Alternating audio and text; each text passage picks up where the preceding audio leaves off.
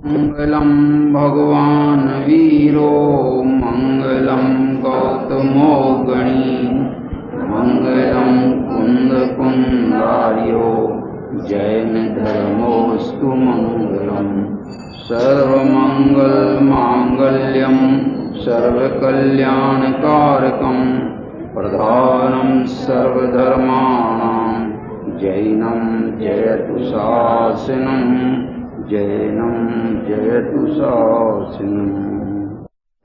काव्यपन पढ़े एक साथ। भिन्नेभ कुंभ गलदोज्ज्वल शोणितात्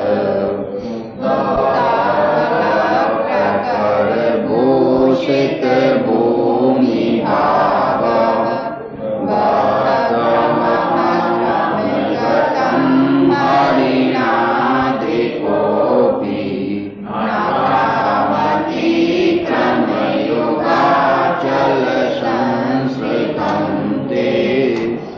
देखिए इसमें भिन्नेभ कुंभ, भिन्नेभ माने होता है भिन्न कर दिया है।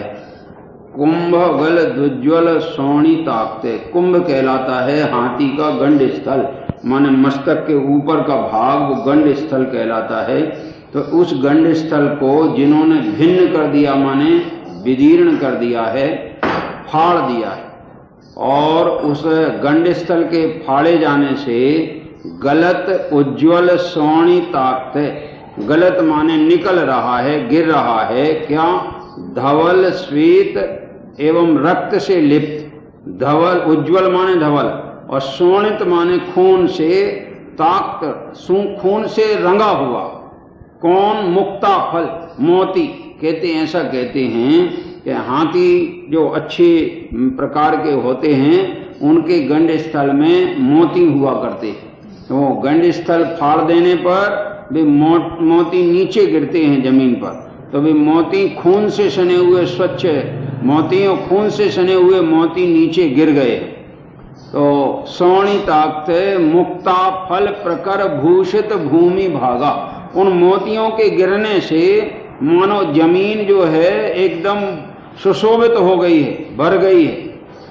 ऐसे बद्ध क्रमम क्रमगतम हरणाधिपोपी, हरणाधिप किसको कहते हैं? सिंह को। ऐसा सिंह जिसने गुस्से में आकर के हाथी के मस्तक को विदीर्ण कर दिया है और जिसके मस्तक से गिरे हुए मोतियों से जमीन का भाग बिल्कुल सुशोभित हो रहा है, ऐसे उस गुस्से में आए हुए सिंह के द्वारा अगर आपके ऊपर आक्रमण भी कर दिया जाए, बद्धा क्रम गतम, क्रम शब्द माने कदम उसने बढ़ाए हुए हों आक्रमण करने के लिए, तो भी ना क्रामति क्रम युगाचल संस्कृतम ते। हे जिनेन्द्र भगवान, जिसने आपके चरणों की शरण ली है, जो आपका भक्त है, उसके लिए वो इतना क्रोधित सिंह भी ना आक्रमति, आक्रमण नहीं कर सकता, उसका कुछ बिगाड़ नहीं सकता। उसका कारण है कि जिस पे आक्रमण करेगा सिंह, उसका पाप का उदय होना चाहिए। पाप के उदय बिना किसी भी प्राणियों का अन्य प्राणी पर आक्रमण नहीं होता। एक नियम जानो, ये सामान्य सिद्धांत है। और जिस जीव ने जिनेन्द्र की भक्ति में अपना मन लगाया है, उसके परिणामों में पाप नहीं होता। उदय में भी कदाचित पाप आया हो तो संक्रमित हो जाता है और पुण्य रूप में परिणमित हो जाता है। तो जिसने अपना उपयोग जिनेन्द्र की भक्ति में, वीतरागता की भक्ति में लगाया है, उसके उपयोग में तो पुण्य चलता है, और पुण्य के उदय में कोई आक्रमण भी करना चाहे तो वो आक्रमण विफल हो जाता है। उसके ऊपर एक तो आक्रमण के भाव नहीं आते, और दूसरे अगर आ भी जाएं तो वो आक्रमण उसका सफल नहीं होता, कारण कि उसके पुण्य का उदय है, कारण कि उसके परिणामों में विशुद्धता चल रही है। तो जिनके परिणामों में विशुद्धता चलती है, उनके कोई भी आती हुई आपत्ति उसका कुछ नहीं कर पाती, बिगाड़ नहीं कर पाती। और कदाचित उदय आ भी जाए और विशेष माने परिणामों की विशुद्धि न हो, तो भी वो उतना नुकसान और अहित नहीं कर सकेगी जितना कि एक सामान्य व्यक्ति का नुकसान रहित होता है। तो यहाँ महिमा काय की बता रहे हैं, जिनेन्द्र भगवान की स्तवन की महिमा बता रहे हैं कि जो जिनेंद्र भगवान के स्तवन में मस्त हो गया है, जिसे वीतरागता की रुचि लग गई है, जिसके अंदर वीतराग भाव समा गया है, उस वीतराग भाव में तन्मयता आ गई है, उस तन्मयता के बल से परिणाम इतने निर्मल हो गए हैं कि पाप का उदय भी होवे और वो सिंह आक्रमण कर रहा होवे, फिर भी परिणामों की निर्मलता से वो सिंह उसका कुछ बिगाड़ नहीं कर पाएगा, आएगा और आकर के उसको देखकर शांत हो जाएगा। ऐसा है। अपन देखते हैं मुनिराज जंगल में विराजमान रहते हैं और जंगल में आत्म ध्यान में लीन रहते हैं, तप में लीन रहते हैं, और कोई क्रूर प्राणी, सिंह प्राणी उनके पास आवे, उन पे आक्रमण करने की भावना से भी आवे, लेकिन जब उनके समीप पहुंचता है तो उन्हें देखकर मालूम नहीं उसके परिणामों में ऐसा परिणमन हो जाता है कि वो फिर उन पर आक्रमण न करके उनके चरण शरण में बैठ जाता है और बिल्कुल शांत, खुद शांत हो जाता है। ऐसा होता है कि नहीं होता? तो यही जिनेंद्र भक्ति की महिमा दर्शाते हुए आचार्य कह रहे हैं कि इस प्रकार का भी आक्रमण होवे तो भी वो सफल नहीं होता। इसमें गुरुदेव के प्रवचन तो मानने ही पड़ेंगे कि बहुत लाजवाब हैं, और मेरा तो सबको यह सुझाव है कि 48 काव्य हो जाने के बाद आप जो इनके मूल प्रवचन हैं स्वामी जी के, वे अवश्य पढ़िए। इनके पढ़े बिना मान तुंग का अंतर अभिप्राय और अध्यात्म का अभिप्राय पकड़ में नहीं आएगा। ऐसा नहीं, वो पकड़े बिना स्तुति मात्र पढ़ लेना कार्यकारी नहीं होगा, मोक्षोपयोगी सिद्ध नहीं होगा। पढ़ लेने में भी इतना तो ठीक है कि उपयोग में किंचित मात्र विशुद्धि तो आएगी ही, तो भी जो लाभ मिलना चाहिए वो नहीं मिल पाएगा। देखो इन्होंने लिखा इसमें ये बात को मैंने देखा ध्यान से, कहते निश्चय से तो नित्य निर्भय निशंक सर्व समाधान स्वरूप निज स्वभाव की शरण लेने वाले को तथा व्यवहार में पंच परमेष्ठी तीर्थंकर भगवंतों की शरण में रहने वाले को कोई भी भय या कुतर्क, भयभीत या भ्रमित नहीं कर सकते। क्यों नहीं कर सकते? कि जब मेरा आत्मा अनादि अनंत स्वयं सिद्ध निशंक स्वाधीन है, किसी के अधीन नहीं है, तो आत्मा का कोई परद्रव्य मेरा बिगाड़ सुधार कर सके, ये कैसे संभव है? कर ही नहीं सकता। इसलिए परद्रव्य तो आत्मा का बिगाड़ कर नहीं सकता, सो निर्भय है। दूसरी बात, अपने पर्याय में अपने परिणामों से अपना बिगाड़ होता है, सो वो भी पर्याय में पर्याय का बिगाड़ होता है। द्रव्य स्वभाव को वो पर्याय भी नहीं बिगाड़ सकती। इसलिए जिसने अपने को द्रव्य स्वभाव रूप स्वीकार किया, त्रैकालिक अपने स्वभाव रूप माना, उसे एक पर्याय में किंचित अगर वो आ जाए, दोष आ जाए, तो भी उस दोष के भय से ऐसा डर नहीं लगता कि मेरा संपूर्ण आत्मा, अनंत पर्याय वाला आत्मा दोषी ही हो गया। उसे तो स्वभाव का भान होने से आत्मा सदा काल निर्दोष ही प्रतीत होता है। एकाध पर्याय भी दोषी हो जाए तो भी उसे मालूम है ये कितने समय टिकेगी, ये टिकने वाली नहीं है, ये चली जाएगी। ऐसा है। तो यह यहाँ आचार्य देव कहते हैं कि भगवान आपका भक्त क्रूर हिंसक सिंह के भय से भी नहीं डरता, क्योंकि उसने आपके चरण युगल का आश्रय लिया है। चरण युगल के लिए यहाँ क्रम शब्द आया है, क्योंकि अपने पैर जो कदम जो बढ़ते हैं वे क्रम से ही बढ़ते हैं, इसलिए क्रम शब्द बोलने से दोनों चरण इसमें गर्भित हो गए। पंचाध्यायी में प्रत्येक द्रव्य की पर्याय क्रमगत, क्रमसर और क्रमबद्ध ही होती है, ये बात लिखी है। यह समझाने के लिए भी पग का दृष्टांत यहाँ आया है।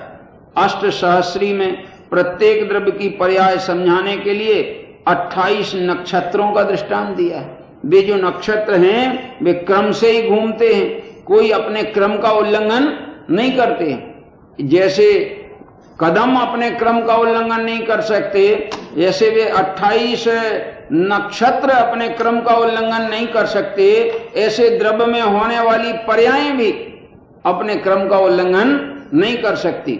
और इसलिए जो घटनाएं घटनी हैं वे सहज घटती हैं, ज्ञानी के ज्ञान का भी विषय बनती हैं। ज्ञानी उन घटनाओं का कर्ता और भोक्ता नहीं होता। देखो ये बहुत बड़ा कहना चाहिए अमृत है, मंत्र है, और इससे बड़ा अमोघ मंत्र सुखी होने का कोई है नहीं। दुनिया में जितने प्रकार के तुम्हारे अंदर में विकल्प और दुख आए हों, सब दुख एक ही मंत्र से दूर हो जाएंगे। और वो मंत्र क्या है? कि अपने स्वभाव का जहां ज्ञान हुआ और मेरा काम इन जो भी परिणमन हो उसको देखने जानने का है, उसका कर्ता मैं नहीं हूं, उसका भोक्ता मैं नहीं हूं। तो अब बताइए, जो होगा होता स्वयं जगत परिणाम, मैं जग का करता क्या काम। तो जब मैं कुछ करता नहीं हूं तो जो विकल्प हुआ करते हैं उनके लिए कहा ना कि दूर हटो परकृत परिणाम, ज्ञायक भाव रहूं अभिराम। हम तो अपने स्वभाव में लगेंगे तो ये जो पर के आश्रय से होने वाले विकारी भाव हैं वे भाव पैदा नहीं होंगे। ये मेरा अनुभव है अच्छी तरह से कि अगर आपको मन में से गिलानी हटाना हो तो जो गिलानी का निमित्त वस्तु हो उस पे से नजर हटाओ पहले तो। और सबसे अच्छी बात तो ये है कि अगर उस वस्तु पे नजर ही न जावे तो गिलानी अंदर पैदा ही नहीं होगी, और अब पैदा ही हो गई है तो उससे नजर हटाओ, और नजर हटने के बाद भी वो गिलानी तुम्हारी मिटेगी नहीं, क्योंकि उसका चिंतन चलेगा। नजर हट जाने के बाद भी मन के अंदर थोड़ी विकल्प हट जाएगा। तो मन का विकल्प हटाने का एक उपाय है कि आप कोई ऐसी उससे अच्छी वस्तु पर उपयोग जमा दो कि जिससे वो अब विकल्प टूट जाए और एक अच्छा विकल्प चालू हो जाए। अच्छे विकल्प की धारा शुरू होगी कि वो जो मन की गिलानी का विकल्प है वो निकल जाएगा। समझ में आएगा नहीं? इसलिए यहां भी आचार्य कहते हैं लौकिक में भी तुम्हें कभी पाप के विकल्प सताएं, तुम्हें कोई बाहर के विकल्प सताएं, कोई भय पैदा हो जाए तो पर के संयोग को देखने से भय होता है और स्वभाव को देखने से निर्भयता आती है। स्वभाव को किसकी अपेक्षा है? स्वभाव का कौन बिगाड़ कर सकता है? स्वभाव का बिगाड़ करने वाला कोई पैदा हुआ नहीं है, और स्वभाव मेरा है और मैं उसका मालिक हूं, तो मेरा बिगाड़ कौन कर सकता है? समझ में आएगी? ऐसी निर्भयता अपने आप आ जाती है। जिनको इतना विश्वास है कि हम अपने भाग्य का खाते हैं, कोई किसी का खिलाने वाला और करने वाला नहीं है, बेनिर्भय हो जाते हैं कि तुम क्या धमकी देते हो कि हम तुम्हें खिलाना बंद कर देंगे, तुम्हारे भाग्य से नहीं खाते, हम अपने भाग्य से खाते। आए जन्म वो भी चिंता करने का विषय नहीं, और तुम्हारी चिंता से कोई वो परिणमन बदलने वाला नहीं है। अगर पाप का उदय आएगा तो परिणमन तो हो गई, तुम चिंता करके क्या करोगे? इसलिए जिनेंद्र की स्तुति करने वाला, जिनेंद्र का भक्त निर्भय होता है, किसी प्रकार से भयभीत नहीं होता। यही वर्णन चल रहा है, सिंह से निर्भीक और तुम्हारे से हाथी के आक्रमण से निर्भीक, सर्प के आक्रमण से निर्भीक, हर प्रकार की बातों से निर्भीक यहां बता रहे हैं। आगे लिखा है इस काव्य में 3 बातें मुख्य, बड़े देखो ये 3 बातें क्या मुख्य। आपके चरणों की शरण लेने वाले भक्त को शिकार की तलाश में निर्द्वंद उछलते कूदते छलांग लगाते हुए क्रूर भयंकर सिंह का भी भय नहीं होता।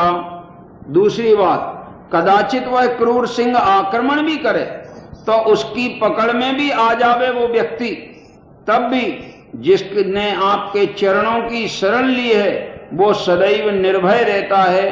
क्यों निर्भय रहता है? इसलिए निर्भय रहता है कि एक इसने पकड़ भी लिया तो क्या कर लेगा? किसको पकड़ा? शरीर को पकड़ा, ज्यादा से ज्यादा लेगा, हरण करेगा तो पर्याय का हरण करेगा। वो भी कब करेगा कि आयु समाप्त हो गई होगी तो पर्याय का हरण करेगा।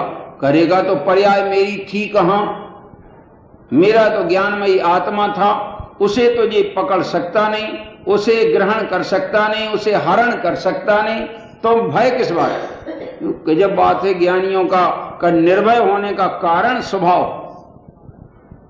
तीसरी बात इन्होंने लिखी, कर्मोदय के विपाक में कैसी भी प्रतिकूलता क्यों ना आ जावे, परंतु धर्मी की दृष्टि नित्य स्वभाव पर ही रहती है।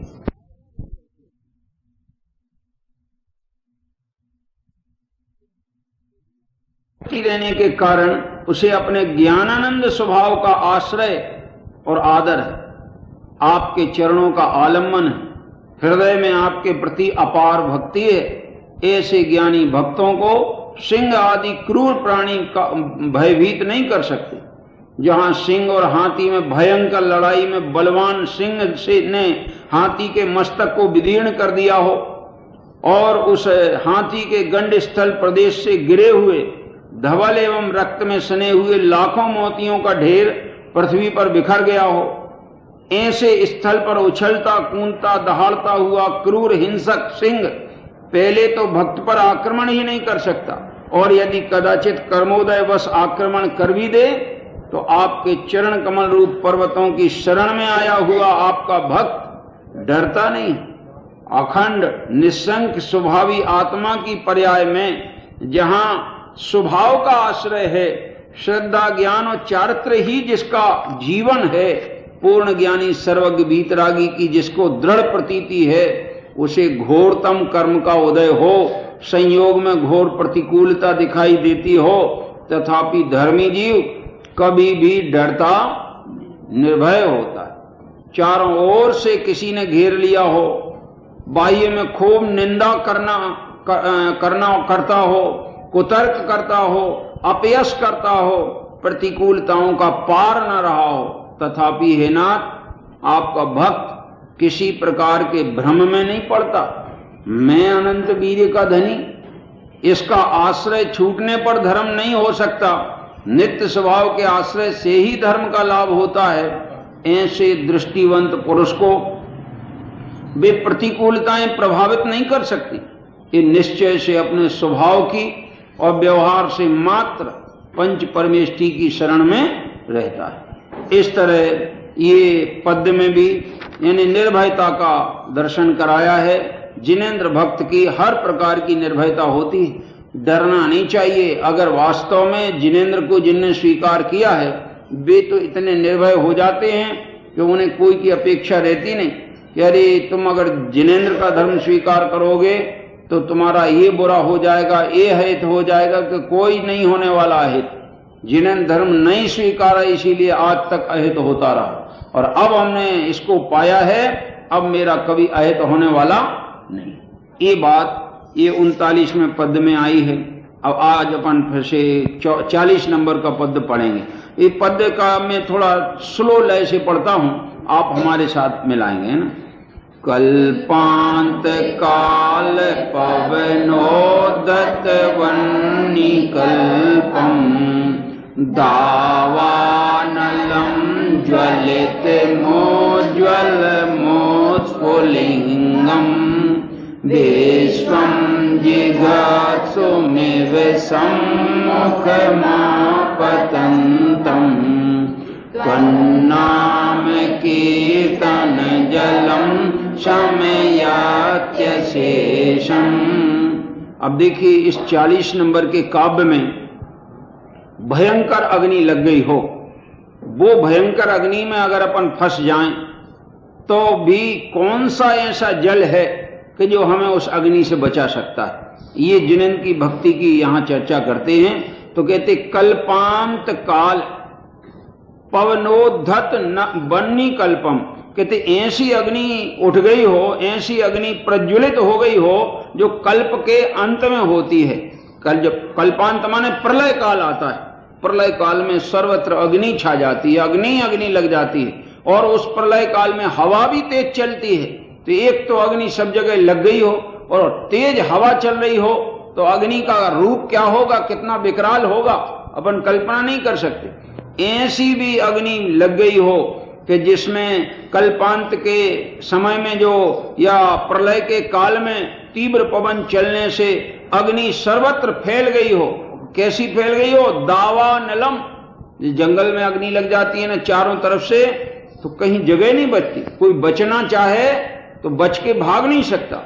जंगल में प्राणी, छोटे छोटे प्राणी फंस जाते, और चारों तरफ से अग्नि लग गई है और हवा चल रही है और वो अग्नि बढ़ती चली आ रही है। अब वो बचने के लिए तड़पता है, कहां जाएं, क्योंकि जहां जाएं वहां चारों तरफ अग्नि ही अग्नि है। उस अग्नि का ही नाम दावानल है, क्योंकि ऐसी दावानल में जो फंस गया हो, दावानलम ज्वलित मुज्ज्वल मुत्स्फुलिंगम, ऐसा दावानल जल रहा हो और जिसके स्फुलिंग निकल रहे हो।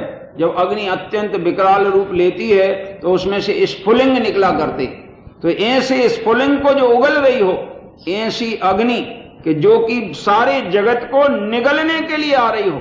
विश्वम जिघत्सु में वो सारे इस जगत के लिए मानो निगल लेगी, खा जाएगी। ऐसा विकराल रूप धारण करके सम्मुख सामने आपतंतम आ रही हो। कौन? वो अग्नि आगे बढ़ रही हो। फिर भी त्वन्नाम कीर्तन जलम समयत्य शेषम, उस समस्त अग्नि को, संपूर्ण अग्नि को अगर कोई शांत कर सकता है तो तुम्हारे नाम का स्मरण रूपी जल, तुम्हारी स्तुति कीर्तन रूपी जल से वो इतनी भयंकर अग्नि भी शांत हो सकती। देखो बाहर का जल भी अगर गिर जाए, अग्नि लग जाए, दावानल लग जाए और तीव्र वर्षा हो जाए तो बुझ सकती है बाहर में, लेकिन यहां बाहर की तो बात की है, वास्तव में जब बाहर अग्नि लगती है तो बाहर की अग्नि से आत्मा नहीं जलता है। आत्मा काय से जलता है? बाहर की अग्नि से भय की अग्नि अंदर लग जाती है। समझ में आया कि नहीं? तो आत्मा काय से जलता? बाहर की अग्नि से कि भय की अग्नि से? भय की अग्नि से आत्मा जलता है, बाहर की अग्नि से शरीर जलता है।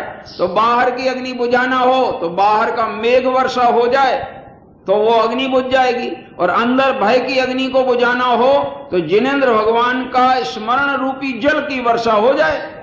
हैं? वो छेड़ालाकार ने लिखा है ना कि तुम्हारे से विषय चाह दब दाह जगत जन अरणी दझावे। अरणी माने जंगल में दावा न लगाए विषयों का और उसमें जीव जल रहा है।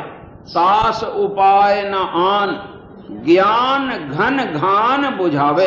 एक ही उपाय है कि ज्ञान रूपी मेघ अगर गर्जना करने लग जाएं और उसमें भक्ति रूपी जल की वर्षा हो जाए तो वो जो अग्नि लगी है विषयों की वो बुझ सकती, और तो कोई बुझाने वाला है। कई बातें कोई विचित्र हैं।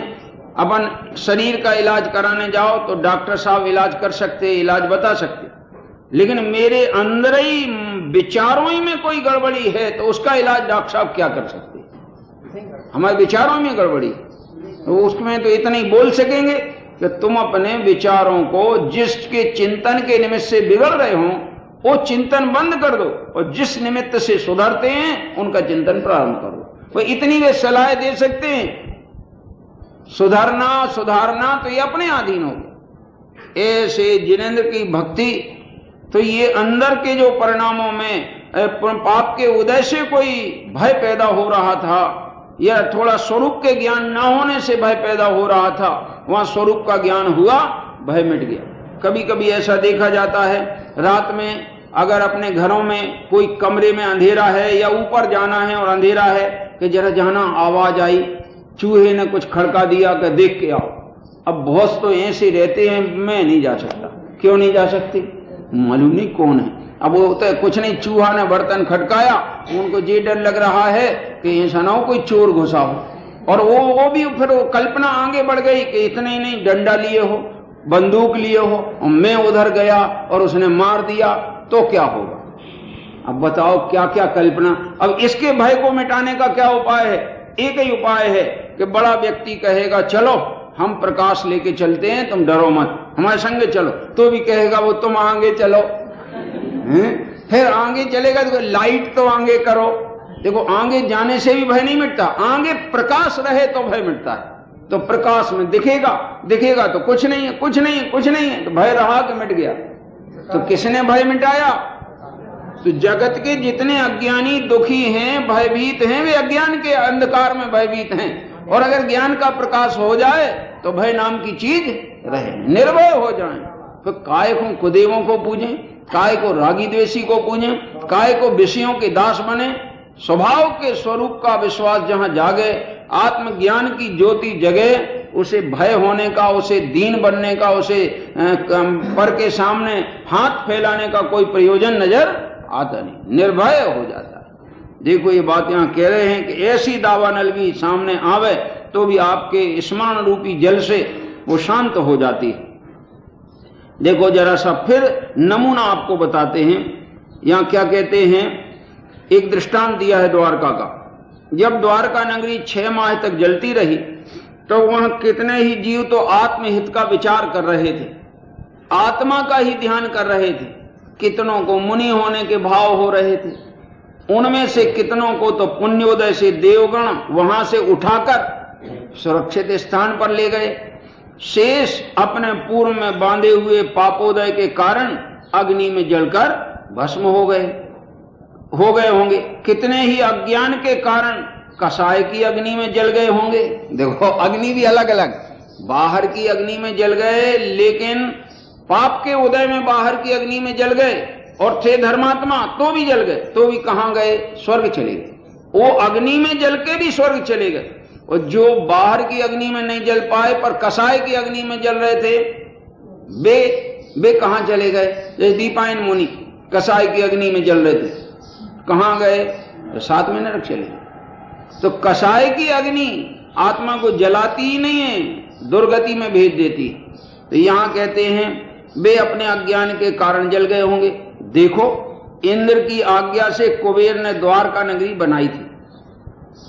जब जलने का समय आया तब वह इंद्र और कुबेर को भी उसे बचाने का भाव नहीं आया। अरे ये हमारी बनाई हुई नगरी, हमारी रची हुई नगरी, इसमें आग न लग पाए, हम ऐसा कोई उपाय करें। क्यों नहीं किया?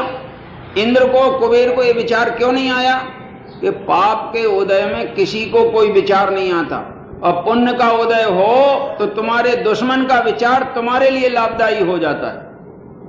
ऐसा नियम समझ में आया ना? देखिए यहां लिखा, इस तरह कुबेर को भी बचाने का भाव नहीं आया और बचा नहीं सके। इससे स्पष्ट होता है कि जो होना होता है वो होता ही है। केवल ज्ञानी भगवान नेमिनाथ ने जो जाना था और कहा था वो हुआ, कुछ नया तो हुआ ही नहीं। ऐसा विचार कर सब चले जाते हैं, और उनमें से कितने तो ध्यान में बैठ जाते हैं और कितने अग्नि में जलते हुए एक भवावतारी हो जाते हैं। हे भगवान, जो तेरी शरण में आ गया उसे किसी प्रकार की अग्नि का भय नहीं रहा। बाहर की अग्नि, क्रोध की अग्नि, पेट की अग्नि, अनेक प्रकार की अग्नि है, विषयों की अग्नि, कषायों की अग्नि, और एक ध्यान की अग्नि। ध्यान अग्नि भी होती है, ध्यान अग्नि में कर्म जलते हैं, ध्यान अग्नि में आत्मा नहीं जलता है। कषाय की अग्नि में आत्मा की पर्यायें जलती हैं, स्वभाव जलता है। इसलिए कषाय की अग्नि बुझाने के लिए तत्व ज्ञान का जल ही कार्यकारी है, अन्य कुछ भी कार्यकारी नहीं। यहां कहा पवित्रता क्या, पुण्य क्या है, सुख दुख क्या है, ये सब ज्ञानी के उपदेश द्वारा सुनने समझने से मिलता है। इसलिए जो तत्व लाभ होता है वह ज्ञानी के कारण मिलता है, ऐसा कहा जाता है। ज्ञानी सच्चा ज्ञान कराना चाहता है, अज्ञानी को तो सच्चा ज्ञान है ही नहीं। अतः अज्ञानी के वचन से वास्तविक पुण्य और पुण्य फल जानने में भी नहीं आता है, और ज्ञानी के वचन से वास्तविक पुण्य, उसकी पवित्रता, उसका फल वगैरह जानने में आता है। अतः आत्म कल्याण के इच्छुक को तत्व ज्ञानियों का अधिक से अधिक सत्संग करना योग्य। देखो क्या अर्थ निकाला इसमें से, ये 40 नंबर के काव्य से। अब 41 नंबर का काव्य जिसमें सर्प का आक्रमण हो तो भी जिसने जिनेंद्र भगवान को हृदय में बिठाया, जिनेंद्र भगवान रूपी स्मरण की नाग दमनी जिसने हृदय में बिठा ली, उसे वो सर्प भी कुछ नहीं करेगा, ऐसा कहते। 41 नंबर काव्य। रक्ते क्षणं समद कोकिल कंठ नीलम क्रोधोद्धतं फणिन मोत्पणमापतन्तम् आक्रामतीक्रमयुगेन निरस्त शङ्कास्त्वन्नाम नागदमनीयति यस्य पुंसा। कहते रक्ते क्षणम समद कोकिल कंठ नीलम। रक्ते क्षणम, रक्त माने लाल और ईक्षण माने नेत्र। जिसके नेत्र कैसे हो गए हैं? लाल हो गए। गुस्से में नेत्र कैसे हो जाते हैं? लाल हो जाते। तो जिसके नेत्र लाल हो गए, कौन के नेत्र? इस सांप की बात कर रहे हैं, ओके, नेत्र लाल हो गए हैं। और समद मन उन्मत्त हो गया है आगे आक्रमण करने के लिए। कोकिल कंठ नीलम, और कैसा है वो सांप? जैसे कोयल का कंठ काला होता है, भयंकर काला होता है, वो भी नाग कौन सा है? काला नाग कहते हैं। और सामान्य कलर वाले नाग या तुम्हारे से सर्प डसे तो जहर कमजोर होता है उसका, और काला नाग डस देवे तो उसका जहर बहुत खतरनाक होता। तो किस नाग की उपमा दी है कि ऐसा नाग जिसका कोयल का कंठ जैसा नीला होवे, ऐसा नाग। और क्रोधोद्धतम, और क्रोध में उद्धत होता हुआ, क्रोधोद्धतम फणिन मुत्फण मां पतंतम, अपने फण को ऊंचा करता हुआ आ रहा हो, बिल्कुल फुसकारता हुआ चला आ रहा हो, ये वर्णन किया है। फणिन उत्फण माने ऊंचा करता हुआ फण को, और आपतंतम माने आ रहा हो। काय के लिए आएगा वो ऊंचा फण करके? डसने के लिए आएगा। जो ऊंचा फण करके आ रहा है, गुस्से में आ रहा है, लाल नेत्र करके आ रहा है, जीभ निकालते हुए चला आ रहा है, माने डसने को आ रहा है। आपतंतम आक्रामती क्रम योगेन निरस्त शंका त्वन्नाम नाग दमनी हृदयस्य पुंसाम। कहते जिस पुरुष के हृदय में तुम्हारे नाम की नागदमनी, एक नागदमनी नाम की बूटी होती, अगर वो बूटी कोई अपने साथ में ले ले और जंगल में सांप आक्रमण कर दे तो उसे डर नहीं बिल्कुल। वो नागदमनी के बल से वो सांप उस पर कुछ असर नहीं करेगा, उसका जहर नहीं चढ़ेगा। ऐसे यहां कहते आचार्य के जो विषयों का जहर चढ़ जाए, अज्ञानता का जहर चढ़ जाए, उल्टी मान्यता का जहर चढ़ जाए, तो उस जहर को उतारने के लिए वीतरागता की भक्ति की नागदमनी चाहिए। दूसरा कोई उस जहर को उतारने में समर्थ, समझ में आया? तो नाम नाग दमनी हृदयस्य पुंसाम, जिस हृदय में तुम्हारे नाम के स्मरण रूपी नागदमनी बूटी जिसके हृदय में समा गई है, उसको वो आता हुआ सर्प भी कुछ नहीं कर पाएगा, और उसके लिए वह आत्मा, वह व्यक्ति आक्रामती मन आते हुए सांप का उल्लंघन कर जाएगा। क्रम योगेन, बिल्कुल एक एक कदम रख करके उसका उल्लंघन कर जाएगा। कैसे? निरस्त शंका, निर्भय होकर के, बिना शंका के। देखो ना, यहाँ चित्र बना है अपना महावीर स्वामी का, उनके 5 नामों का। वहां एक सर्प वाला चित्र दिया है कि वो सर्प आया था, देव आया था सर्प बन के उनकी परीक्षा करने को। तो सबरे तो घबरा करके भागे, तो कहीं वृक्ष पे चढ़ गए, कहीं भग गए हैं, जान बचा के भागे उल्टे पैरों। लेकिन महावीर देखो ना वहीं पर खड़े हैं, बिल्कुल डरे नहीं, उसके ऊपर ही सवार हो गए। ऐसा नहीं, क्योंकि जिनके मन में पवित्रता होती है उन्हें किसी का भय नहीं होता। जिनके मन में अपवित्रता होती है उनको चारों तरफ कोई ना हो तो भी वे भयभीत रहते। अब बताओ जंगल में कौन होते? पर चोरों को जंगल में भी डर लगत कि नहीं लगत? काय को? पत्ता खरका, और चोर के प्राण उधर कौन है? जंगल में तो कोई है ही नहीं। नगर में हो तो पुलिस आ सकती, जंगल में कहां है? तो उसके अंदर में जो अपवित्रता है ना, वो अपवित्रता तो जरा आवाज आई और उसका भय पैदा उसको कर दी। और जिसके मन में पवित्रता है तो मान तुंग जैसे आचार्य को बंद कर दिया तालों के अंदर, पर वे भयभीत हैं क्या? क्या निर्भय हैं? अरे शरीर पर बंधन डाल सकते हो, आत्मा पर कोई बंधन नहीं डाल सकते। इस तरह से यहां कहा कि अज्ञानी को तो सच्चा ज्ञान ही नहीं है, अतः अज्ञानी के वचन से वास्तविक पुण्य भी नहीं होता है। अब आगे आता है, हाँ ये तुम्हारे से 41वें काव्य के विषय में थोड़ा सा यहां खुलासा करते। जिस पुरुष के हृदय में आपके नाम स्मरण रूपी नागदमनी एक प्रकार की बूटी है, वह अपने दोनों पैरों से लाल लाल आंखें वाले क्रुद्ध सर्प को भी निर्भयता से लांग जाता है। हे प्रभु, आपकी शरण से संपूर्ण विघ्न टल जाते हैं। विघ्नौघा प्रलयम यान्ति शाकनी भूतपन्नगा विषम निर्विष्टाम याति स्तूय माने जिनेश्वरे। जिनेश्वर का स्तवन करने वाले के सब प्रकार के भय अपने आप दूर हो जाते।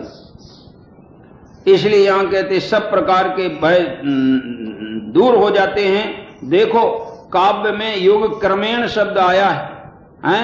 हे नाथ, जिस पुरुष के हृदय में केवल ज्ञानी परमात्मा का स्मरण और पूर्ण आनंदमय स्वरूप का स्मरण होता है, वह स्वभाव के सन्मुख ढल जाता है।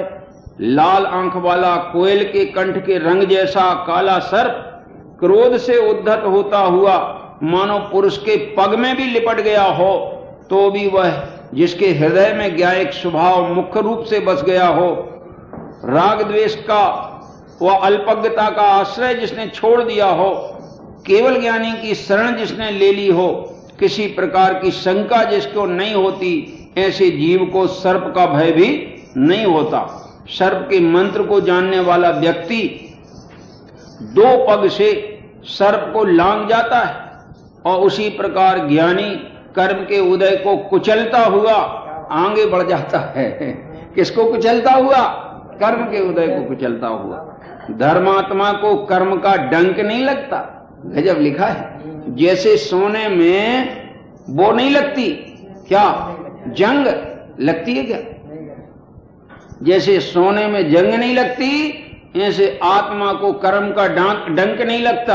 आत्मा बिल्कुल निशंक रहता है और निर्लेप रहता है, उस पर किसी का लेप नहीं लगता। और लोहा हो वे तो जरा ही ठंडी हवा हो, गीली हवा हो, वही से उस पर जंग चढ़ जाती, लोहे पे जंग चढ़ जाती। ज्ञानी तो सोने के स्वभाव जैसे होते हैं, उन पर कोई प्रकार की जंग, मिथ्यात्व की जंग, उल्टी मान्यता की जंग, क्रोध आदि कषायों की जंग चढ़ती नहीं। लग भी जाए तो भी उनका स्वभाव निर्मल रहता है। कीचड़ में पड़ा हो सोना तो निर्मल, और लोहा है, लोहा तो सड़ जाता है। आप जो मकान बनाते हो ना, जिनमें तुमने लोहे की छड़ें डाली हैं, वे जल्दी खराब इसलिए नहीं होती हैं कि बाहर की हवा उनको गीली नहीं मिल पाती, इसलिए जल्दी खराब नहीं होती। अगर वे बाहर होती तो बिल्कुल ऐसी जंग में बिल्कुल खत जाती कि बिल्कुल धूल बन जाती उसकी। समझ में आएगा नहीं? तो यहां कहते हैं कि ये बाहर में ऐसी विपरीतता बनने पर भी धर्मात्मा को कर्म का डंक नहीं लगता। प्रतिकूल संयोगों में भी धर्मी जीव निर्भय और निशंक रहते। उन्हें सर्प का भय है न कर्म का भय है, वे निर्भय हैं। भगवान आपका स्मरण करने वालों को कोई प्रतिकूलता रहती ही नहीं। आपके भक्तों के अंतर में आकुलता नहीं होती, और आकुलता जिनको होती उन्हें जिनेंद्र की भक्ति का रस आया नहीं। जिनेंद्र भक्ति में आकुलता नहीं होना, समझ में आएगा नहीं? जिनवाणी के श्रवण में आकुलता नहीं होना। और अगर इतनी आकुलता हो, अरे हुआ टाइम, अब नमोकार मंत्र काय को पढ़ें जब तक तो हम घर तक पहुंचे, क्या गजब हो गया है तुमको। तुमने कहा 1 घंटे जहर पिया है क्या अमृत पिया है? अबे तो कोई के घर निमंत्रण हो, खाने को चले जाओ और अच्छो माल मिले तो वो कहेगा होगा साहब टाइम हमें जाने, तो भी बैठ जाओ और प्रशंसा करने लगोगे आधा घंटे। यहां तुम्हें अध्यात्म का अमृत मिले और ऐसे भगवे की पड़े कि 9 बार नमोकार मंत्र भी ना पढ़ सको, कहां तुम्हें स्वाद आया है? बिल्कुल नहीं आया है। तुम्हारा तो घर ही को स्वाद बैठो है, एकदम दौड़वे की आदत है। क्या कह रहे भाई? थोड़ी सच्ची बात कभी कभी ख्याल में आ जाना चाहिए, तो सुधरने के चांस हैं। होनार अच्छी हो तो सुधर जाए, और अगर होनार अच्छी ना हो तो हित की बात में बुरो लग जाए।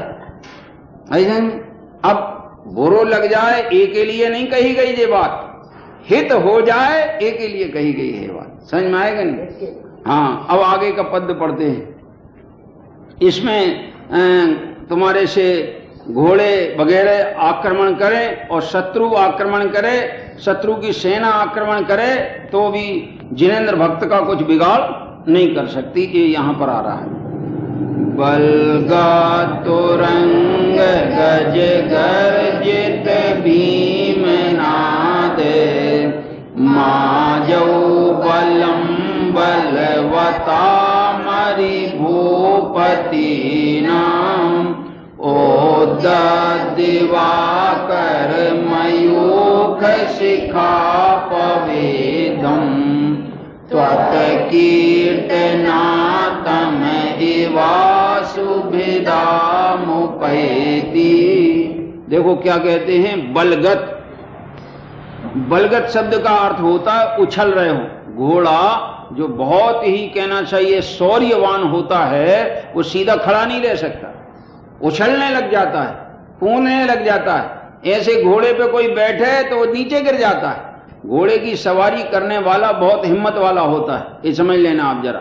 क्योंकि उसको घोड़े को कंट्रोल करना आता है, और वो कैसा भी उछले तो वो गिरेगा नहीं। घोड़सवार होशियार होगा तो, नहीं तो वो उसे गिरा देगा और सवारी से नीचे गिर के वो खुद परेशानी पड़ जाएगा।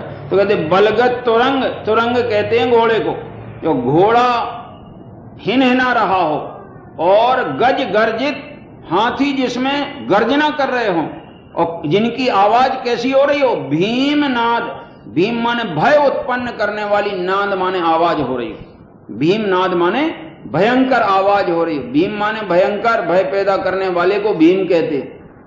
भीम का नाम सुने तो भय पैदा हो जाए, तो ये आवाज सुने और भय पैदा हो जाए, उसको कहते भीमनाद। और कहां की चर्चा है? आजऊ, आजऊ कहते हैं युद्ध क्षेत्र। युद्ध क्षेत्र में बलम माने सेना, ऐसी सेना सामने आ रही हो कि हाथी गरज रहे हों, घोड़ा हिनहिना रहे हों, और अपने ऊपर एकदम आक्रमण करने के लिए तैयार हों, और अरिभूपति नाम, अपने शत्रु राजा की सेना सामने आ रही हो। उद्यत दिवाकर मयूख शिखा पविद्धम, किस तरह से आ रही हो कि वो जो उनकी सेना है, उद्यत दिवाकर, दिवाकर कहते हैं सूर्य को, और उद्यत माने उगता हुआ सूर्य है, और उसकी मयूख माने किरणें, और शिखा पविद्धम, उन किरणों से जब भेद दिया जाता है, कौन? अंधेरा। जब सूर्य उगता है उसकी किरणें फैलने लगती हैं तो अंधकार टिकता नहीं, भाग जाता है।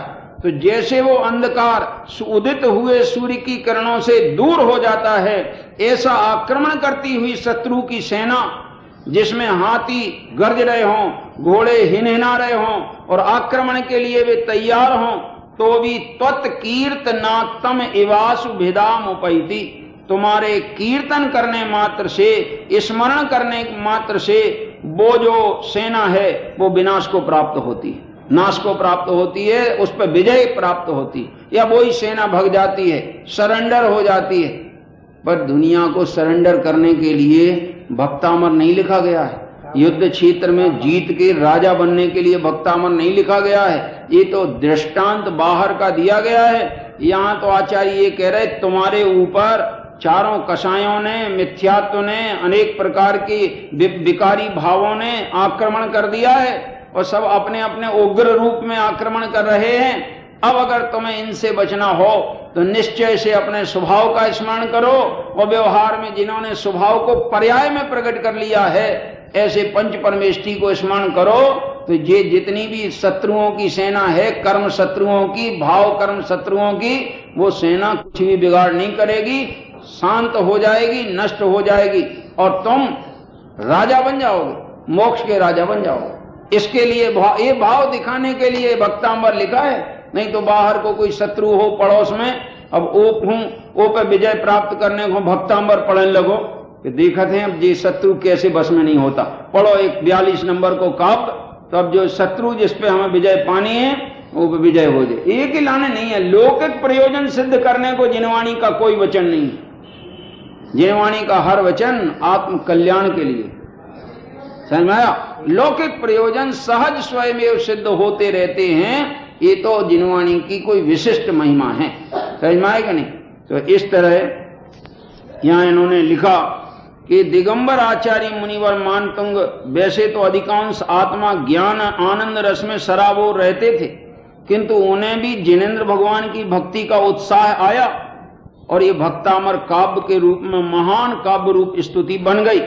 देखो सहज बन गई, भाव आया, बोले बिना नहीं रहा गया, वचन भी भावानुकूल निकले, छंदबद्ध हो गए, और अपने आप ये भक्तामर काव्य की रचना हो गई। उनने कोई तैयारी नहीं की थी कि हमें कल भक्तांबर की रचना करनी, लेकिन जिनकी भक्ति के भाव में तन्मय विभोर हो गए, वाणी प्रस्फुटित हुई, भक्तामर काव्य रचा गया। आपको याद होना चाहिए श्रीमद राजचंद जी ने जो आत्मसिद्धि शास्त्र लिखा है, जिसमें मेरे ख्याल से 148 दोहे हैं या 108 दोहे ऐसे हैं।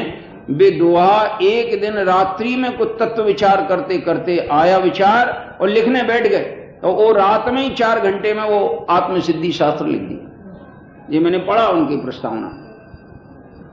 जे स्वरूप समझा बिना पाम्यो दुख अनंत, समझायो तिन पद नमो श्री सदगुरु भगवंत। तो यहां भी कहते हैं कहा जाता है कि मानतुंग आचार्य को तत्कालीन राजा ने 48 दरवाजों के अंदर ताले लगा के बंदी बनाया था। उस समय मुनिवर मानतुंग द्वारा एक काव्यमय स्तुति रची गई थी। उनकी अंदर की पवित्रता और बाह्य में पुण्य के उदय के निमित्त से वे 48 दरवाजे के सभी ताले तो टूट गए। जब जिनेश्वर देव की निश्चय भक्ति से कर्म के 148 प्रकृतियां टूट जाती हैं, तो ये पुण्य के उदय से 48 ताले टूट गए, इसमें कोई आश्चर्य की बात? अरे 48 क्या 148 टूट जाते हैं, पर वे अंदर के ताले टूटते हैं, ये बाहर के ताले में बाहर का संयोग लुटता है ऐसा में, और अंदर के ताले टूट जाएं तो अंदर का वैभव प्रकट हो जाता है। समझ में आया कि नहीं? किसी के घर में ताला लगा के आपने चाबी गुम गई तो अंदर का वैभव अपन नहीं देख सकते, भोग नहीं सकते, तो क्या करेंगे कि ताला तोड़ेंगे तो अंदर का वैभव अपन को फिर भोगने को मिल जाएगा। तो कहते आत्मा के अंदर का वैभव भोगने के लिए भी ताले तोड़ना होंगे। कितने ताले हैं? वे 8 कर्म के 148 ताले हैं। ये ताले स्वभाव का आश्रय लेते ही साथ टूट जाते। इस तरह पुण्य के उदय में टूट जाएं तो कोई आश्चर्य की बात नहीं। इसमें कुछ अंतिम बात और कहते हैं जो वे लिखते हैं कि हे नाथ, आपकी भक्ति बिना ऐसा पुण्य नहीं होता। आचार्य कहते कि वर्तमान अवस्था में तो केवल ज्ञान नहीं है, किंतु जिसने केवल ज्ञान की सत्ता को स्वीकार कर लिया, निस्वभाव के सन्मुख जो हो गया, स्व को जिसने स्वीकार किया, उस जीव को सातिशय पुण्य का बंध होता है, उसका पाप पलट जाता है। बाहर का संग्राम तो क्या चीज है, मोह रूपी महाराजा के संग्राम में जीत जाता है। समझ में आया कि नहीं? बाहर का संग्राम बड़ा है कि मोह का संग्राम बड़ा है? बताओ जरा। बाहर के राजाओं को तो कई बार जीता, लेकिन अंदर के मोह राजा को जीतने में आज तक सफल नहीं हुआ। भावार्थ ये है कि नाथ, जैसे सूर्य की किरणों से अंधकार नष्ट हो जाता है, उसी प्रकार आपके यशोगान से आपका भक्त बड़ी बड़ी सेनाओं को जीत लेता है और अपने अनंत गुणों की समाज की मुख्यता जिसे हुई, उसकी सर्वत्र विजय ही विजय है। यदि बाह्य में बड़ी सेना को जीत ली, अंतर के युद्ध क्षेत्र की बात की है और अंतर के शत्रुओं को जीतने का यहाँ पर जिनेंद्र भक्ति करने के लिए प्रेरणा दी है, जीतने के निमित्त से। अब इसमें जो आएगा 43 नंबर का पद आएगा, पद पढ़ देते हैं, थोड़ा अर्थ बता के इसका विशेष विस्तार अपन बाद में करेंगे। कुंताग्र भीन गज शोणित वारी वाहे, वेगावतार करना तुर योध भीम, योधे जयम विजित दुर्जय जे पाक्षा, पाद पंकज वनाश्रयणो लभन्ते। देखो क्या कहते हैं, कैसी जगह की बात कह रहे। कुंताग्र भिन्न गज शोणित वारी वाह। कुंताग्र कहते हैं वास्तव में नुकीले जो हथियार होते हैं, भाला, वो कुंताग्र, कुंत कहते हैं, कुंत माने भाला और अग्र माने उसकी नोक। कुंताग्र माने भाले की नोक, जिनको बार बार भाला मारा गया है, जिससे उनका मस्तक जो है विदीर्ण हो गया है और उस मस्तक से निकले हुए शोणित माने खून के वारी माने खून रूपी पानी का प्रवाह जहां बह गया है, और वेगावतार तरना तुरयोध भीमे, ऐसा जहां खून की नदियां बह रही हैं और उस नदी को, युद्ध रूपी नदी को कोई पार करने के लिए तैयार हो रहा है। पर जो युद्ध की भूमि कैसी है, नदियां कैसी हैं, भीम माने भयंकर भय पैदा करने वाली हैं। और ऐसे शत्रु का पक्ष जहां मौजूद हो कि युद्धे जयम विजित दुर्जय जे पक्षा, जिसका पक्ष दुर्जय हो, जिसे जीतना बड़ा कठिन हो, फिर भी ऐसे शत्रु पक्ष जहां खून की नदियां बह रही हों, ऐसा पक्ष भी सामने उपस्थित हो, फिर भी त्वत्पाद पंकज वनाश्रयणो लभन्ते, ऐसा जो आपके चरणों का, चरण रूपी कमलों का आश्रय लेते हैं, वो चरण कमलों का आश्रय लेने वाले ऐसे भयंकर शत्रु पक्ष को भी आसानी से जीत जाते हैं। जयम लभंते माने उस पर विजय को प्राप्त होते। तो वर्णन तो सारा चलेगा बाहर का और सब अर्थ निकालना है भीतर का। समझ में आएगा नहीं? एक गजब बात है। आज अपन भी ऐसा कभी कभी करते हैं कि इशारा चलता है बाहर में और वास्तव में अभिप्राय चलता है भीतर में। ऐसा हुआ करता है चर्चा के दौरान। यहां भी आचार्य बाहर के दृष्टांत से इशारा कर रहे हैं और अंतर आत्मा का जागरण हो जाए, आत्मा अपने प्रति सावधान हो जाए, इसकी प्रेरणा अंदर में दे रहे। तो ये में सारी चर्चा वक्तामर में आएगी बाहर की, बाहर के युद्ध क्षेत्र की, बाहर की। कोई बाहर की लड़ाई की बात है? जिनवाणी में बाहरी बातें होती कि भीतरी बातें होती? पर दृष्टांत बाहरी होते हैं और अभिप्राय भीतरी होता है। बस समझदार ज्ञानी जिनेंद्र के सच्चे भक्त वे ही हैं कि दृष्टांत लेवें बाहर को और अभिप्राय पकड़ें भीतर। तो जिनेंद्र की भक्ति का फल है। उन्हीं के मुंह तो लिखा है कि दरिद्रीन को द्रव्य के दान दीने। हे पार्श्वनाथ भगवान, तुम तो दरिद्रियों को पैसा खूब देते हो। अब ये भी एक समस्या है अपने यहाँ। अपने हर वेदी में पार्श्वनाथ है। एक बाहुबली भगवान की वेदी छोड़ के यहाँ एक भी वेदी नहीं जिसमें पार्श्वनाथ ना हो। और वो में भी वे पार्श्वनाथ जो हर वेदी के हैं वे सब नहीं दें पैसा। अब कोई कोई दे जे की जहां मान्यता जे वाले अपन को दे, बे वाले उनको दे। पार्श्वनाथ वहां वाले वो जो लूघरवाड़ा में अभी नए विराजमान है वे अलग हैं। वे चिंता करने वालों को देते हैं, है ना? वे चिंतामणि पार्श्वनाथ है। तो ये ऐसा मानता कि देखो दरिद्रियों को पैसा देते हैं, तो तुम भी काय के लाने चले गए हैं पैसा के लिए। पर पैसा जिन्हें भगवान पैसा देते तो उनने पैसा रखो कि छोड़ो? क्यों दिगंबर पैसा रखते कि छोड़ते?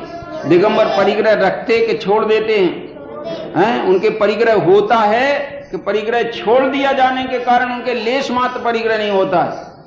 क्यों? दिगंबर के मकान कितने होते हैं?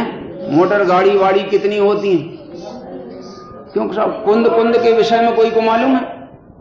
कुंद कुंद अमृतचंद आचार्य, पुष्पदंत भूतबली, गुणभद्राचार्य, जयसेनाचार्य, पद्मप्रभ मलदारी देव, इनके संबंध में कोई को मालूम कि इनके पास कितो वैभव था, कितना संग था, कौन कौन सी चीज थी, कौन सा नगर को निर्माण कराओ था, कौन से तीर्थ बनवाए थे कुंद कुंद ने? है कौन को मालूम? क्योंकि वो काम ही नहीं है दिगंबर आचार्यों को, तो कहां से कराते?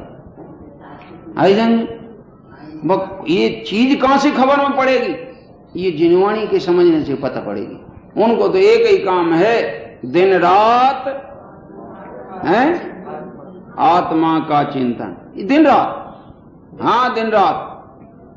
डॉक्टर साहब को दिन रात याद रहता है, दवाइयां याद रहती हैं, रोग याद रहता, रोगी का इलाज याद रहता हमेशा। रात में ड्यूटी लगी तो क्या याद है? आप बताओ रक्षा, तो जी को जो धंधा वो दिन रात ही चलते। स्वप्न में भी धंधेबाज धंधा करे तो अपनो धंधा करते। अगर कभी भाई साहब आपको स्वप्न आएगा तो गोटा चांदी के धंधे का आएगा, कपड़ा के धंधे का नहीं आएगा। उसका कारण है क्योंकि आपका मन रमा है कायम कि बाहर वाले कम। तो ये मुनि राजों को स्वप्न भी आते हैं, तो स्वप्न आते तो काय के मैं तो आत्मानुभव करके भगवान बन गया, और ये जगत के जीवों को भी भगवान बनने का, आत्मानुभव करने का मैंने उपदेश दिया, और इतने जीव निर्गन दिगंबर धारण दशा धारण करके आत्मस्थ हो गए। ऐसो मुनिराज को भी स्वप्न आते। जैसे स्वप्न नहीं आते कि अब हम इधर लगे हैं, यहाँ देखो मेरा स्वागत हो रहा है, क्या आनंद आ रहा है, इतने लोग पूज रहे। ऐसो स्वप्न पाप में दुर्गति जाने वाला नहीं आता उनको। दिन रात आत्मा का चिंतन, मृदु संभाषण में वही कथन जो चिंतन में सो वाणी में है, और निर्वस्त्र दिगंबर काया से भी प्रकट हो रहा। निर्गंथ दिगंबर सदज्ञानी स्वातम में सदा विचरते, जो ज्ञानी ध्यानी समरस सानी द्वादश विधि तप नित करते। चलते फिरते सिद्धों से गुरु चरणों में शीश झुकाते हैं, हम चलें आपके कदमों पर नित यही भावना हो। नमस्कार किसको? वहां नाम के लिए नमस्कार नहीं है, हो नमस्कार शुद्धात्म को, हो नमस्कार जिनवर वाणी, हो नमस्कार उन गुरुओं को जिनकी क्या है, कोई चर्या बोलते हैं, कोई चर्चा बोलते हैं, दोनों सही है। चर्या भी उनकी समता रस में शनि रहती है और चर्चा भी उनकी समता रस में शनि रहती है। जिनकी चर्या समरस, दर्शन दाता देव हैं आगम सम्यक ज्ञान, गुरु चारित्र की खान है मैं बंदों धरी। तो ये विशेष बात भक्तामर के आज अपने यानी 43 नंबर का काव्य अपन ने अर्थ किया है हल्का सा। अब इसका विशेष अर्थ और आगे बढ़ाएंगे, शायद 1-2 संडे में पूजा पूरा हो जाएगा। फिर मेरी सलाह है कि आप लोग इसको एक बार पढ़ जाना जरा। अगर मर्म अध्यात्म का समझना है तो भक्तांबर पर जो प्रवचन हैं गुरुदेव के वे पढ़ जाना, तब तक संभव होगा तो हम ये आपको और ग्रंथ जुटा देंगे। अगर बिक्री में नहीं मिले तो ये इशू करेंगे हैं, 15 दिन के लिए एक जन को मिलेगा। 15 दिन से ज्यादा होंगे तो फिर चार्ज लगेगा। ऐसा नहीं, वो चार्ज लगेगा, ये सुनेंगे तो 15 दिन में निपटा देंगे। और अगर तुमने कहा कि नहीं आपको दान में दिया तो अगली साल पढ़ ले, धौतुरिंद को भगरों का अगली साल पढ़ ले। अगर रोज 5 पैसा लगेंगे तो हिसाब लगा था कितने दिन हो गए, 5 दिन। अरे रे चवन्नी लग जाए, ये क्या करे, धंधा ही इसने पैसे का किया जिंदगी में। ये भीतरागता की बात की कीमत आई नहीं, इसको भी कीमत कराने को पैसा का बहाना बनाना पड़ता है, तभी अध्यात्म की कीमत करता है। ऐसी बात तो हम कह रहे हैं ना, अगर अब ये सबको इशू कर दो, 15 पुस्तकें 15 जन ले जाओ, लेकिन 5 पैसा दिन लगेगा, तुम देख लेना फिर हो लगेगी या जल्दी पढ़ो और जो 1 रुपया लो तुम। ऐसा कीमत है, पैसे की कीमत है, वाणी हो जाए इसकी कीमत नहीं, इसकी कीमत हो। और ये चीज अगर मुफ्त में मिल जाए तो इसमें पहले काम कर लो, मालूम नहीं फिर हाथ से चली गई, अपनो दिमाग गड़बड़ हो गो, संयोग रहे कि नहीं रहे, इसलिए जल्दी लाभ ले लेना।